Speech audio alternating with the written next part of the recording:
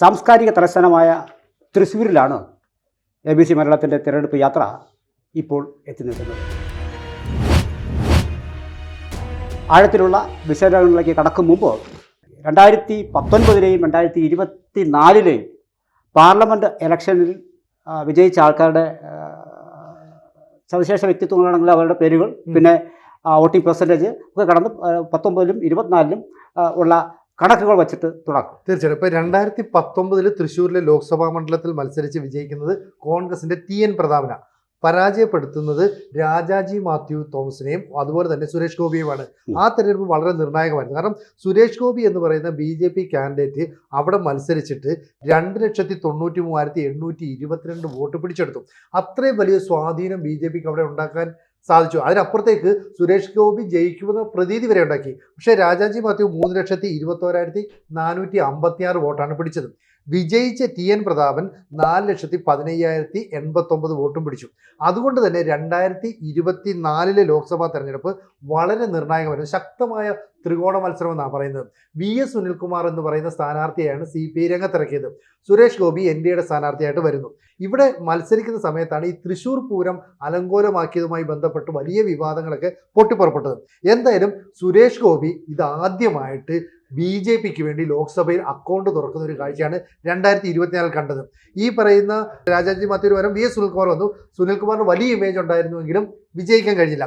എന്തായാലും 2019 2024 ലോക്സഭയിലെ voting pattern നമ്മളൊന്ന് കണക്കിലെടുത്താൽ 2019 UDFന് 44.3% വോട്ടുകൾ ഉണ്ടായിരുന്നു. അതേസമയം 2024 ആയപ്പം UDFന്റെ വോട്ട് ഷെയർ എന്നുള്ളത് 31% കുറഞ്ഞു. ഏതാണ്ട് 13% വോട്ട് കുറയുകയാണ് ചെയ്തത്. ഇവിടെ LDFന് 2019 ഏതാണ്ട് 24.7% ഉണ്ടായിരുന്നത് 2024 ആയപ്പം 26% വർദ്ധിച്ചു. ഏതാണ്ട് 1%-ലധികം വർധനവ്. പക്ഷേ BJPയുടെ വർധനവെന്ന് പറയുന്നത് ഇരു മുന്നണികളെയും ഒരുപോലെ ഞെട്ടിച്ചതാണ്. 29.9% വോട്ടുകൾ സമാഹരിച്ച BJP 2019 നിന്ന് 2024 എത്തിയപ്പോൾ 41.8% വോട്ട് സമാഹരിച്ചു. അങ്ങനെയാണ് സുരേഷ് ഗോപി തൃശ്ശൂരിൽ നിന്ന് വിജയിച്ചു കയറുന്നത്. അതിനു മുമ്പ് ഞാനിങ്ങ് തൃശ്ശൂർ എടുക്കുകയാണെന്നൊക്കെ പറഞ്ഞിട്ട് സുരേഷ് ഗോപി ഒരുപാട് ട്രോൾ ചെയ്ത, പക്ഷേ എന്തുകൊണ്ടോ ജനങ്ങളെല്ലാം തന്നെ സുരേഷ് ഗോപിയുടെ കൂടെ നിന്നു. ഇനി മൊത്തത്തിൽ ഈ മണ്ഡലത്തിൻ്റെ ഒരു കാൽക്കുലേഷൻ നമ്മൾ നോക്കിയാൽ പണ്ട് മുതൽ തന്നെ CPI കോൺഗ്രസ്, അതായത് CPIക്ക് വേണ്ടിയിട്ട് LDF വിട്ടുകൊടുത്ത ഒരു ലോക്സഭാ മണ്ഡലം എന്ന് പറയാം. 1951 ആദ്യത്തെ തെരഞ്ഞെടുപ്പിൽ ഉണ്ണി ചാലക്കൽ എന്ന് പറയുന്ന ആളാണ് അവിടെ നിന്ന് വിജയിക്കുന്നത്. അന്ന് പക്ഷേ തിരുക്കൊച്ചിയുടെ ഭാഗമായിരുന്നു ഈ തൃശ്ശൂർ എന്ന് പറയുന്നത്. പരാജയപ്പെടുത്തിയത് ജോസഫ് മുണ്ടശ്ശേരിയാണ്. പിന്നീട് അങ്ങോട്ടേക്കും ഇങ്ങോട്ടേക്കും ഒക്കെ മാറി വരുന്നു. ഏറ്റവും ഒടുവിൽ ഈ പറയുന്ന സുരേഷ് ഗോപിയാണ് 2024 2019 വന്നപ്പം TN പ്രതാപനായി. 2014 വന്നപ്പോൾ CN ജയദേവ്, അദ്ദേഹം KP ധനപാലിനെ പരാജയപ്പെടുത്തിയാണ് അന്ന് വിജയിച്ചത്. 2009 PC ചാക്കോയാണ് അവിടെ നിന്ന് വിജയിച്ചത്. അന്ന് പരാജയപ്പെടുത്തിയതും ജയദേവന് തന്നെയായിരുന്നു. അതിനുശേഷം 2004 മുൻപ് കണ്ടാൽ അവിടെ നിന്ന് ഈ പറയുന്ന CK ചന്ദ്രപ്പൻ വിജയിച്ച് കയറി. CK ചന്ദ്രപ്പൻ്റെ ഒരു അഭിമാന പോരാട്ടം എന്നൊക്കെ അന്ന് കരുതിയതാണ്. അന്ന് AC ജോസിനെയാണ് പരാജയപ്പെടുത്തിയത്. അതിന് തൊട്ട് മുമ്പ് വർഷം, അതായത് 1999 AC ജോസാണ് വിജയിച്ചത്. അതിനു മുമ്പ് 1996 98 VV രാഘവൻ അവിടെ നിന്ന് വിജയിച്ച് കയറി. VV രാഘവൻ എന്ന് പറഞ്ഞ് കരുണാകരനെയൊക്കെ അട്ടിമറിച്ച് വലിയ പേരെടുത്ത ഒരു CPIയുടെ നേതാവ്. അങ്ങനെ തുടർച്ചയായിട്ട് CPIക്കും കോൺഗ്രസിനും മാറി മാറി ലഭിച്ചുകൊണ്ടിരുന്ന ഈ തൃശ്ശൂർ മണ്ഡലമാണ് സുരേഷ് ഗോപിയിലൂടെ BJP പിടിച്ചെടുത്തത്. പക്ഷേ ഇത്തവണത്തെ തദ്ദേശ തെരഞ്ഞെടുപ്പിൽ ഈ സുരേഷ് ഗോപി നേടിയ നേട്ടം അത്ര കാര്യമായിട്ട് പ്രതിഫലിച്ചിട്ടുണ്ടോ എന്നുള്ളതിൽ സംശയമുണ്ട് അല്ലേ? പ്രതിഫലിച്ചിട്ടില്ല. സർ, പിന്നെ സാറിലേക്ക് വരുമ്പോൾ നമുക്ക് പ്രേക്ഷകർക്കായിട്ട് നമ്മുടെ ആ തൃശ്ശൂർ മണ്ഡലത്തിൽ 2016 2021 കണക്കുകൾ ഞാൻ വേഗത്തിൽ വായിക്കുകയാണ്. 2016 1,72,358 ടോട്ടൽ ഇലക്ടേഴ്സാണ് ഉണ്ടായിരുന്നത്. അത് 73.8% പോൾ ചെയ്തു. അതായത് 1,27,000 സംതിങ് ആണ് പോൾ ചെയ്തത്. അന്ന് വിജയിച്ചത് VS സുനിൽകുമാർ ആയിരുന്നു. അദ്ദേഹത്തിന് 6,987 ആണ് അദ്ദേഹത്തിന് ലഭിച്ച മാർജിൻ. 42.19 ആണ് വോട്ടിംഗ് പെർസെൻറ്റേജ്. പത്മജ വേണുഗോപാൽ എന്നവിടെ പിന്നെ മത്സരിച്ചത് സാർ ഓർക്കുന്നുണ്ടാവും. അപ്പോൾ അവർ രണ്ടാം സ്ഥാനത്തേക്ക് വന്നു. 46,000 പരം വോട്ടുകളാണ് അവർക്ക് ലഭിച്ചത്. പിന്നെ അഡ്വക്കേറ്റ് B ഗോപാലകൃഷ്ണനാണ് BJPയുടെ സ്ഥാനാർത്ഥി. അന്ന് ഇപ്പോൾ പത്മജ പുറത്ത് പോയെങ്കിലും അന്ന് അദ്ദേഹത്തിന് കിട്ടിയത് 24,000 പരം വോട്ടുകളാണ് കിട്ടിയത്. ഇനി 21 വരുമ്പോൾ വോട്ടിംഗ് പെർസെൻറ്റേജിൽ കുറവാണ് വരുന്നത്. 73 നിന്ന് 70 വരുന്നു. അപ്പോൾ 1,29,000 ആണ് വാസ്തവത്തിൽ അവിടെ പോൾ ചെയ്തത്. ശതമാനവും കുറവുണ്ട്. അന്ന് P ബാലചന്ദ്രനായിരുന്നു LDFൻ്റെ വിജയിച്ച് കയറിയത്. 946 വോട്ടുകളുടെ ഭൂരിപക്ഷം നന്നേ പിന്നെ കുറയുകയാണ് ചെയ്യുന്നത്. പിന്നെ പത്മജ വേണുഗോപാൽ വീണ്ടും അവിടെ മത്സരിക്കുന്നു. പിന്നെ സുരേഷ് ഗോപിയാണ് അവിടെ മത്സരിച്ചത് 40,457 വോട്ട്. അപ്പോൾ കുറച്ച് വോട്ടുകളുടെ വ്യത്യാസം 24-ൽ നിന്നാണ് ഈ 40-ലേക്ക് വരുന്നത്. ഇനി ഇത് നമ്മുടെ പെർസെൻറ്റേജ് കണക്കാണ്. ഇനി ആ നിയമസഭാ മണ്ഡലത്തിലേക്ക് വരുമ്പോൾ മുണ്ടശ്ശേരി മാസ്റ്റർ ഉൾപ്പെടെ ഉള്ളവർ ഉണ്ടായിരുന്ന ജയിച്ചു കയറിയ ഒരു മണ്ഡലമാണ്. അതേക്കുറിച്ച് വിശദമായി സാറൊന്ന് പ്രതിപാദിക്കാം. തൃശ്ശൂർ എൻ്റെ നാടാണ്. ഞാൻ തൃശ്ശൂരാണ് എൻ്റെ രാഷ്ട്രീയ പ്രവർത്തനവും സാമൂഹ്യ പ്രവർത്തനമൊക്കെ ഒരുപാട് കാലം നടത്തിയിട്ടുള്ളത്. ഞാൻ അവിടുത്തെ വിദ്യാർത്ഥി നേതാവായിരുന്നു, യുവജന നേതാവ്, ഫീൽഡിലൊക്കെ വർക്ക് ചെയ്തിരുന്നു. തൃശ്ശൂരിന് വലിയ ചരിത്രമുണ്ട്. 1957 AR Menon, doctor AR Menon, അന്ന് 5 സ്വതന്ത്രന്മാരുടെ പിൻബലത്തിലാണ് ലോകത്തിലെ ആദ്യത്തെ കമ്മ്യൂണിസ്റ്റ് പാർട്ടി ജനാധിപത്യ ക്രമത്തിൽ വരുന്നതെന്ന് പറഞ്ഞാൽ 5 സ്വതന്ത്രന്മാരാണ്. അതിലൊരാൾ AR മേനോനാണ്, വേറൊരാൾ ജോസഫ് മുണ്ടശ്ശേരി. അത് മണലൂർ മണ്ഡലത്തിൽ നിന്നാണ് ആദ്യം വരുന്നത്. അപ്പോൾ അതിനുശേഷം ജോസഫ് മുണ്ടശ്ശേരി തന്നെ വീണ്ടും അവിടെ മത്സരിക്കുന്നുണ്ട് പല പ്രാവശ്യം. പക്ഷേ ഒരു 90-കൾ മുതൽ നമ്മൾ കാണുന്ന ഒരു കാര്യം, കോൺഗ്രസിന് ആധിപത്യം വരുന്നത്. അതിനാദ്യം 91-ൽ എനിക്ക് തോന്നുന്നു തേറമ്പിൽ രാമകൃഷ്ണൻ ആദ്യമായി അവിടെ 82-ൽ NDP സ്ഥാനാർത്ഥിയായിട്ടാണ് വരുന്നത്. അന്ന് അദ്ദേഹം NSSന്റെ അതിനുശേഷം അദ്ദേഹം കോൺഗ്രസിൽ ചേരുന്നു. പിന്നെയുള്ള ഒരു വർഷം AK മേനോൻ അവിടെ ഒരു തവണ 87-ൽ ജയിച്ചതൊഴിച്ചാൽ പിന്നെ ഏതാണ്ട് 2011 വരെ അദ്ദേഹം അവിടുത്തെ MLA ആണ്, കോൺഗ്രസ് MLA ആണ് തെറമ്പിലിനെ എനിക്ക് നന്നായിട്ട് അറിയാം. തെറമ്പിൽ വളരെ ജനകീയനാണ്, ആളുകളായിട്ട് വളരെ അടുപ്പമുണ്ട്. കരുണാകരൻ്റെ ആത്മസുഹൃത്തായിരുന്നു. ഇടയ്ക്ക് ചില പ്രശ്നങ്ങളൊക്കെ ഉണ്ടായെങ്കിൽ പോലും തെറമ്പിൽ കരുണാകരൻ്റെ എന്താ പറയുക കയ്യ് എന്ന് പറയാവുന്ന ഒരാളാണ്. ആ അർത്ഥത്തിൽ അവിടെ ആളുകൾ ഒരു നല്ല മനുഷ്യനാണ് എന്ന രീതിയിൽ അങ്ങനെയൊക്കെ ഒരു വലിയ അഴിമതിയൊന്നും വന്നിട്ടില്ല. നല്ല മന്ത്രിയൊന്നും ആയില്ല, ഒരിക്കൽ സ്പീക്കർ മാത്രമായി ആയിട്ടുണ്ട്. അതുകൊണ്ട് അങ്ങനെ ജീവിച്ച ഒരാളാണ്. പക്ഷേ 2011 ആയപ്പോഴേക്കും ഉണ്ടായ പ്രശ്നം എന്താ വെച്ചാൽ 2011 കഴിഞ്ഞപ്പോഴേക്കും അവിടെ മണ്ഡലത്തിന്റെ പുനർനിർണയം നടന്നു. എന്നിട്ടും തേറമ്പിൽ പിടിച്ചു. പിന്നെ തേറമ്പിൽ മത്സരിക്കുന്നില്ല. സുനിൽകുമാർ വരുമ്പോൾ അവിടെ മത്സരിക്കുന്നത് വേറെ കോൺഗ്രസിന്റെ സ്ഥാനാർത്ഥിയാണ്. അങ്ങനെ വരുമ്പോൾ എന്താ സംഭവിച്ചതെന്ന് വെച്ചാൽ CPIക്ക് അവിടെ നല്ല സ്വാധീനമുണ്ട്. നേരത്തെ പറഞ്ഞതുപോലെ അച്യുതമേനോന്റെ ഒരു മണ്ഡലം എന്ന അർത്ഥത്തിലാണ് തൃശ്ശൂരിനെ നമ്മൾ കാണുന്നത്. VV രാഘവൻ ജയിക്കുന്നു, CK ചന്ദ്രപ്പൻ ലോക്സഭയിലേക്ക് ജയിക്കുന്നു, ഒക്കെ ഉണ്ട്. ആ അർത്ഥത്തിൽ ഒരു CPI-കാരൻ എന്നുള്ള നിലയ്ക്കും ചെറുപ്പക്കാരൻ എന്ന നിലയ്ക്കും ചേർപ്പ് മണ്ഡലത്തിൽ നിന്ന് അതിനു മുമ്പ് ജയിച്ച ആളാണ്. ചേർപ്പ് മണ്ഡലം ഇല്ലാതായി. അപ്പോൾ സുനിൽകുമാർ ഇവിടെ വരുന്നു. സുനിൽകുമാർ നല്ല രീതിയിൽ അവിടെ ജനങ്ങളുമായിട്ട് നല്ല ബന്ധം വരുന്നു. അങ്ങനെ സുനിൽകുമാർ അവിടെ ജയിക്കുന്നു നല്ല ഒരു വിധ ഭൂരിപക്ഷത്തിൽ. അന്ന് പൊതുവെ UDFന് അനുകൂലമായ ഒരു LDFന് അനുകൂലമായ ഒരു സാഹചര്യമാണ് 2016 നമ്മുടെ സോളാർ വിവാദവും കാര്യമൊക്കെ എത്തിക്കുന്നത്. ഞാനിത് പറയാൻ കാരണം തൃശ്ശൂർ മണ്ഡലത്തിൻ്റെ സ്വഭാവം നമ്മൾ അറിയണം. തൃശ്ശൂർ കോർപ്പറേഷൻ അതിൽ വളരെ മേജർ ചങ്കുള്ളൊരു സാധനമാണ്. പിന്നെയുള്ളത് 2-3 ചെറിയ പഞ്ചായത്തുകളാണ്.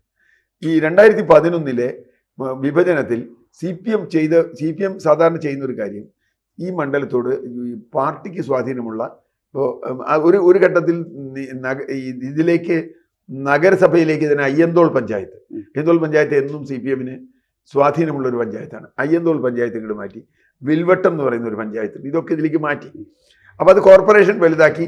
കോർപ്പറേഷൻ LDFന് പിടിക്കാൻ വേണ്ടിയാണ് വന്നത്.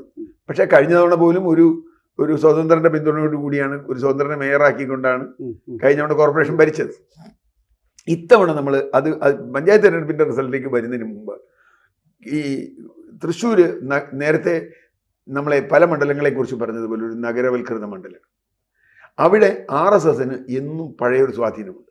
RSSൻ്റെ ഒരു സ്വാധീന മേഖല തൃശ്ശൂരുണ്ട്. പ്രത്യേകിച്ചും പൂങ്കുന്നം അതുപോലെയുള്ള പ്രദേശങ്ങളിൽ ചില പ്രത്യേക കമ്മ്യൂണിറ്റികളിലൊക്കെ അവർക്ക് വലിയ സ്വാധീനമുള്ള സ്ഥലങ്ങളാണ്. പണ്ടേ ഉണ്ട്, അത് 77 മുതൽക്ക് അതുണ്ട്. അപ്പോൾ അത് ഒരു ഭാഗമുണ്ട്. പിന്നെ പഴയ സീതാറാം മില്ല് ആയി ബന്ധപ്പെട്ട് അതിൻ്റെ കുറച്ച് തൊഴിലാളി ഏരിയകളുണ്ട്. പിന്നെ നഗരമുണ്ട്. ഇപ്പം നഗരം വലിയ തോതിൽ മാറിയിരിക്കും. അതുകൊണ്ട് തന്നെ നഗരവൽകൃത വോട്ട് എപ്പോഴും ട്രെൻഡിനനുസരിച്ച് വോട്ട് ചെയ്യുന്ന ഒരു കൂട്ടരാണ്. ഇപ്പോൾ ഈ നേരത്തെ പറഞ്ഞു ഈ നഗരസഭാ തെരഞ്ഞെടുപ്പിൽ വലിയ തിരിച്ചടിയുണ്ട്. ഞാൻ ഉറപ്പായി പറയുന്നു, ഇപ്പോൾ വേണമെങ്കിൽ നമുക്ക് പ്രവചിക്കാം, സുരേഷ് ഗോപി അടുത്ത തവണ ജയിക്കില്ല. ലോക്സഭയിലേക്ക് നല്ല അയാൾ 3-ാം സ്ഥാനത്ത് വരും. അതിന് കാരണം സുരേഷ് ഗോപി അവിടെ ജയിച്ചത് യഥാർത്ഥത്തിൽ സുരേഷ് ഗോപിയുടെ വോട്ട് വെച്ചാൽ BJPയുടെ വോട്ട് കൊണ്ടല്ല. അവിടുത്തെ കുറേ ചെറുപ്പക്കാർ, ഇയാൾ നല്ലൊരു മനുഷ്യനാണ്, ഇപ്പം നമ്മൾ രാഷ്ട്രീയം നോക്കണ്ട, ഇയാൾക്ക് ചെയ്താൽ മതി. പിന്നെ കരുവന്നൂർ പോലെയുള്ള ലോക്സഭാ തെരഞ്ഞെടുപ്പിൽ ഇയാളുടെ മണ്ഡലത്തിലാണ് വരുന്നതെങ്കിൽ തൃശ്ശൂർ ലോക്സഭാ മണ്ഡലത്തിലാണ്. കരുവന്നൂർ പോലെയുള്ള പ്രശ്നങ്ങൾ, അതിൽ സുരേഷ് ഗോപി എടുത്ത ചില നിലപാടുകൾ, ഇങ്ങനെ കുറേ ഘടകങ്ങൾ പാർട്ടി പ്ലസ് വന്നിട്ടുണ്ട്. പക്ഷെ ഇപ്പോൾ പ്രശ്നം എന്താ വെച്ചാൽ ഇപ്പോൾ പാർട്ടിക്കാർക്ക് വരെ സുരേഷ് ഗോപിയെ വേണ്ട. തൃശ്ശൂരിലെ പാർട്ടിക്കാർക്ക് സുരേഷ് ഗോപിയെ വേണ്ട. അതുകൊണ്ടാണ് ഈ നഗരസഭാ തെരഞ്ഞെടുപ്പിൽ വലിയ തോതിൽ, കാരണം കഴിഞ്ഞ തവണ സുരേഷ് ഗോപിക്ക് വോട്ട് ചെയ്ത ഒരു മിഡിൽ ക്ലാസ്. ആ മിഡിൽ ക്ലാസ് അത് ഭൂരിഭാഗവും UDFൻ്റെ ആയിരുന്നു, പിന്നെയുള്ളത് കുറച്ച് LDFൻ്റെ ഉണ്ട്. ആ വോട്ട് യഥാർത്ഥത്തിൽ ഇത്തവണ തിരിച്ച് UDFിലേക്ക് വന്നു. അതാണ് ഇപ്പം നമ്മൾ അവിടുത്തെ കണ്ടൊരു പിക്ചർ. അപ്പം തൃശ്ശൂർ മണ്ഡലത്തെ സംബന്ധിച്ചിടത്തോളം അവിടെ സ്ഥാനാർത്ഥി വളരെ പ്രധാനമാണ്. എനിക്ക് തോന്നുന്നില്ല ബാൽസി എന്ന് നമ്മൾ സ്നേഹത്തോടെ വിളിക്കുന്ന ബാലേന്ദ്രനോട് സീറ്റ് കൊടുക്കാൻ സാധ്യതയുണ്ട്. ബാലേന്ദ്രനെതിരെ കുറേ പ്രശ്നങ്ങളൊക്കെ ഉണ്ട്. നല്ല മനുഷ്യനാണ്, സാഹിത്യകാരനൊക്കെയാണ്, പക്ഷേ ബാലേന്ദ്രന് കൊടുക്കുമെന്നറിയില്ല. തൃശ്ശൂർ പത്മജ തൃശ്ശൂർ മത്സരിക്കാൻ സാധ്യതയുണ്ട് എന്നൊരു വാർത്തയുണ്ട്. പത്മജ തൃശ്ശൂർ BJP സ്ഥാനാർത്ഥിയായിട്ട് മത്സരിച്ചാൽ വലിയ തോതിലുള്ള പരാജയമായിട്ടുണ്ടാവുക. കാരണം എന്താ വെച്ചാൽ വേറെ ഒന്നുമല്ല, പത്മജയോട് അങ്ങനത്തെ അവിടുത്തെ BJPക്കാർക്ക് വലിയ താല്പര്യമൊന്നുമില്ല. കാരണം ഇവർ വന്നു കയറി വരികയാണ്. അവിടെ വർഷങ്ങളായി RSSനും BJPക്കും വേണ്ടി വർക്ക് ചെയ്യുന്ന ഒരുപാട് പേര് അവിടെയുണ്ട്. അപ്പോൾ അതുകൊണ്ട് അവർക്ക് പിന്നെ അത്ര ഒരു ഇമേജ് കരുണാകരൻ്റെ മകൾ എന്നുള്ളൊരു ഇമേജ് ഉണ്ടായിരുന്നു. ഈ കഴിഞ്ഞവണ അവർ നിയമസഭയിൽ ജയിക്കണമായിരുന്നു. അപ്പോൾ കരുണാകരൻ്റെ മകൾ എന്നുള്ളൊരു ഇമേജ് അവർക്കില്ല എന്നുള്ളത് അവിടെ ഒരു പ്രശ്നമാണ്. UDFൻ്റെ സ്ഥാനാർത്ഥി ആര് വരും എന്ന് പറയാൻ പറ്റില്ല. പല ഊഹങ്ങൾ കേൾക്കാനുണ്ട്. സന്ദീപ് വാര്യരുടെ പേര് വരെ അവിടെ കേൾക്കുന്നുണ്ട്, അറിയില്ല. അപ്പോൾ ഒരു ട്രെൻഡിൽ നിൽക്കുന്ന, ട്രെൻഡിന് അനുകൂലമായി പോകുന്ന ഒരു വലിയ വോട്ടുള്ള സ്ഥലമാണ് തൃശ്ശൂർ എന്ന് നമ്മൾ മനസ്സിലാക്കണം. ആ ട്രെൻഡ് ഈ തെരഞ്ഞെടുപ്പിൽ ഏർക്ക് അനുകൂലമാവും ട്രെൻഡ് എന്നുള്ളതാണ് ഒരു പ്രശ്നം. പൊതുവെ BJPക്ക് അനുകൂലമായ ഒരു ട്രെൻഡ് വരാണ്ട് സാധ്യതയില്ല. കാരണം കേരളം BJP ഭരിക്കില്ല എന്നുള്ളത് എല്ലാവർക്കും അറിയാം. അപ്പോൾ ഏത് ട്രെൻഡാണോ അത് UDFന് അനുകൂലമാണോ LDFന് അനുകൂലമാണോ അല്ലെങ്കിൽ UDFനെതിരാണോ LDFനെതിരാണോ എന്നത് വളരെ നിർണായകമാണ് ഈ തെരഞ്ഞെടുപ്പിൽ തൃശ്ശൂരിനെ സംബന്ധിച്ചിടത്തോളം. ആ ട്രെൻഡിനനുസരിച്ച്, കാരണം മധ്യവർഗം അങ്ങനെയാണ്, മധ്യവർഗം ട്രെൻഡിനനുസരിച്ച് വോട്ട് ചെയ്യുന്ന കുറേ ആളുകളുണ്ട്. പിന്നെ സ്ഥാനാർത്ഥിയെ നോക്കി വോട്ട് ചെയ്യുന്നവരുണ്ട്. സ്ഥാനാർത്ഥി അത്ര ഗംഭീരനോ ഒക്കെ ആണെങ്കിൽ, അങ്ങനെയുണ്ടെങ്കിൽ അതും ചെയ്യാൻ വഴിയുണ്ട്. അപ്പോൾ അതുകൊണ്ട് നമുക്കിപ്പോൾ പ്രവചനമൊന്നും സാധ്യമല്ല, പക്ഷേ സ്ഥാനാർത്ഥിയെ കൂടി ആശ്രയിച്ചായിരിക്കും തൃശ്ശൂരിൻ്റെ തെരഞ്ഞെടുപ്പ് ഫലം എന്നാണ് ഞാൻ പ്രതീക്ഷിക്കുന്നത്. ഇനി അത് നമ്മൾ ഒന്നുകൂടി ശ്രദ്ധിക്കേണ്ട ഒരു കാര്യം എന്ന് പറയുന്നത്, നമുക്ക് 16 നിന്ന് 21 എത്തുമ്പോൾ വോട്ടിംഗ് പെർസെൻറ്റേജ് കുറയുകയാണ്. അപ്പോൾ ഇത്തവണ ഒരു മൂന്നാമത് LDF വരണമെന്ന് അവരാഗ്രഹിക്കുന്നു. കോൺഗ്രസിന് ഇനി ഒരു തവണ കൂടി പുറത്തേക്ക് നിൽക്കാനുള്ള സാഹചര്യമില്ല. ഒരു ചില്ലറ സീറ്റുകളെങ്കിലും പിടിക്കണമെന്നൊരു BJPക്ക് ഒരു തോന്നലുണ്ട്. ഇതെല്ലാം കൂടി കണക്ക് വെച്ച് നോക്കുമ്പോൾ ഈ കഴിഞ്ഞ തവണ 2% വോട്ട് കുറവായിരുന്നു. അത് കൂടാനുള്ള സാധ്യത സ്വാഭാവികമായും ഇത്തവണ ഉണ്ടാകുമല്ലോ. അങ്ങനെ സംഭവിക്കുകയാണെങ്കിൽ അതിലുണ്ടാക്കാവുന്ന രാഷ്ട്രീയമായ മാറ്റം, അല്ല, വോട്ടിംഗ് ശതമാനം കൂടുമെന്ന് ഞാൻ പ്രതീക്ഷിക്കും. വോട്ടിംഗ് ശതമാനം കൂടിയേക്കും. തൃശ്ശൂർ ഇത്തവണ SIR നടപ്പാക്കിയപ്പോൾ നമ്മൾ കണ്ട ഒരു കാര്യം, കേരളത്തിൽ ഏറ്റവും കൂടുതൽ വോട്ട് ഒഴിവായി പോയ സ്ഥലം തൃശ്ശൂരാണ്. ഏറ്റവും കൂടുതൽ. കാരണം എന്താ വെച്ചാൽ അതിന് പണ്ട് സുരേഷ് ഗോപിക്കെതിരെയും BJPക്കെതിരെ ഒരു പരാതി വന്നിട്ടുണ്ട്. അവിടെ കൊണ്ടുവന്ന് നാളെ ചേർത്തിട്ടുണ്ട് എന്നുള്ളതും കുറെ വിവാദങ്ങൾ. SIR രാഹുൽ ഗാന്ധി ഹരിയാനയെക്കുറിച്ചും ഒക്കെ പറഞ്ഞത്, കർണാടകയെക്കുറിച്ച് പറഞ്ഞത് ഏതാണ്ട് തൃശ്ശൂരിൽ ഉണ്ട് എന്നൊരു സംഗതി വന്നിട്ടുണ്ട്. പോയ വോട്ടുകളിൽ അധികം BJPയുടെ ആണെന്ന് പറഞ്ഞിട്ട്. അപ്പോൾ വോട്ടിംഗ് ഈ SIR കൂടി നമ്മൾ കണക്കാക്കണത് ഒരു ട്രിമ്മിങ് വരും. ഇതിൽ ട്രിമ്മിങ് വന്നു കഴിയുമ്പോൾ ഒരു ഗുണം എന്താ വെച്ചാൽ ഈ പോളിംഗ് പെർസെൻറ്റേജ് കൂടും. കാരണം എന്താ വെച്ചാൽ മരിച്ചവര്, സ്ഥലത്തില്ലാത്തവര്, വോട്ടിംഗ് ഇതുപോലെ പോയവര്, SIRൽ പൗരത്വ പ്രശ്നമുള്ള ആളുകൾ, ഇവരൊക്കെ പോവും. അപ്പോൾ മൊത്തം വോട്ട് കുറയാനാണ് സാധ്യത, എണ്ണം. അങ്ങനെ വരുമ്പോൾ പെർസെൻറ്റേജ് കൂടും. പക്ഷെ ഞാൻ ഈ പെർസെൻറ്റേജിൽ വലിയ വിശ്വാസമില്ല എനിക്ക്. കാരണം വെച്ചാൽ എത്ര വോട്ട് പോൾ ചെയ്തു എന്നുള്ളതാണ് പ്രധാനം. നേരത്തെ പറഞ്ഞതുപോലെ ട്രെൻഡ് അനുകൂലമാണെങ്കിൽ ഇവനെ തോൽപ്പിക്കണം. മിക്കവാറും കേരളത്തിൽ എതിർ ട്രെൻഡേ ഉണ്ടാവുള്ളൂ ആർക്കെങ്കിലും. അപ്പോൾ ഈ സ്ഥാനാർത്ഥിയെ തോൽപ്പിക്കണം അല്ലെങ്കിൽ ഈ പാർട്ടിയെ തോൽപ്പിക്കണം എന്ന് തീരുമാനിച്ച ആളുകൾ വരികയാണെങ്കിൽ പെർസെൻറ്റേജ് കൂടും. അത്ര വലിയ വാശിയൊന്നുമില്ലെങ്കിൽ ആരെങ്കിലും ജയിച്ചോട്ടെ എന്ന മധ്യവർഗ സ്റ്റാൻഡിൽ എത്തുകയാണെങ്കിൽ പെർസെൻറ്റേജും വോട്ടും കുറയാനാണ് സാധ്യത നഗരങ്ങളിൽ. അതാണ് എൻ്റെ ഒരു കാൽക്കുലേഷൻ. അത് ആരെ ബാധിക്കുന്നു ചോദിച്ചാൽ അതും പോളിംഗ് കഴിഞ്ഞിട്ടേ പറയാൻ പറ്റും. ഈ സ്ഥാനാർത്ഥി ആരാണ് എന്നുള്ളത് വളരെ വളരെ നിർണായകമാണ് തൃശ്ശൂർ. ഇപ്പോൾ ഈ 2019 ഈ പറയുന്നത് 2019 ലോക്സഭയിലെ ഈ വോട്ടർമാരുടെ എണ്ണം 2024 1,46,673 പേരുടെ വർധനമുണ്ടായി. അത് കേരളത്തിലെ ഏറ്റവും അധികം വോട്ടർമാരുടെ വർധനമുണ്ടായത് തൃശ്ശൂർ ലോക്സഭ മണ്ഡലത്തിൽ. അതാണ് സാർ പറഞ്ഞത്. അതിൽ 75,000 വോട്ട് കള്ളവോട്ട് ചേർത്തിട്ടുണ്ട് എന്നാണ് എതിർപക്ഷം പറയുന്നത്. മുരളീധരനും സുനിൽകുമാറും പറയുന്നത്. പിന്നെ തൃശ്ശൂർ പൂരത്തിന്റെ പ്രശ്നങ്ങൾ ഒരു വലിയ വിഭാഗം വിശ്വാസികളെ BJPയോട് ചേർത്തിട്ടുണ്ട്. അത് നല്ല ഇമ്പാക്റ്റ് ഉണ്ടാക്കിയിട്ടുണ്ട് അത് ആ സ്ഥാനത്തിൽ. മാത്രമല്ല ഇതിലൊരു കാര്യം, കോൺഗ്രസിന്റെ വോട്ട് BJPക്ക് പോയി എന്ന് ഡയറക്റ്റ് പറയാൻ പറ്റില്ല, നമ്മൾ കണക്ക് വെച്ച് പറയാൻ പറ്റില്ല. കാരണം ഞാൻ അതിന്റെ പല മണ്ഡലങ്ങളിലും നോക്കി.